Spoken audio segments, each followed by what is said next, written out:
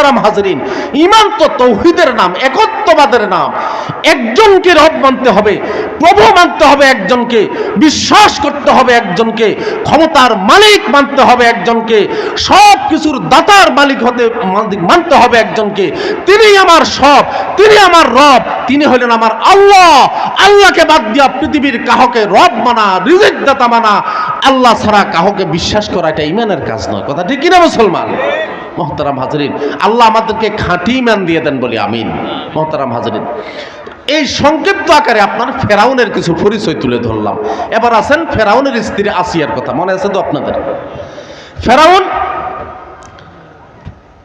তার এক বাদী ছিল, এইদিকে গেলে লম্বা হয়ে যাবে। ফেরাউনের একজন বাদী ছিল, ওই বাদীর দায়িত্ব ছিল ঘরের মাঝে সবার মাথা আশ্রাইয়া দেওয়া। কথা বুঝেন তো?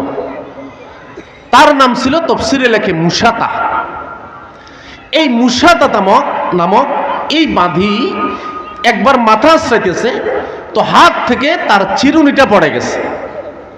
চিরুনি পড়ার পরে এই বাঁধিটা বিসমিল্লাহ বলে চিরুনিটা হাতের মাঝে উঠেছে। এখন বিসমিল্লাহ মানে কার নামে বলেন তো? আল্লাহর নামে। অথচ ফেরাউন বলতেছে আনা রব্বুকুমুল আলা, আমি হইলাম আল্লাহ। তো আল্লাহ কে না আল্লাহর নাম লইল কেন, আমার নামে না লইল? কথা বুঝেন তো? ফেরাউনের এক বালিকা ছিল, লালনকৃত, এটার পালক ছিল। এই মেয়ে গিয়া ফেরাউনের কাছে গিয়া বলল, আর রব্বুন ফিস সামাওয়াতি ওয়াল আরদি গায়রুক, ও আব্বা, আসমান জমিনে আপনি ছাড়া কি আর কোনো রব আছে? কেন? আপনার এই যে বাদী মুসাতা, সে তো হাতের থেকে চিরুনি উঠানোর সময় আপনাকে বাদ দিয়ে আল্লাহ নামে কার জানি একটা নাম লইছে।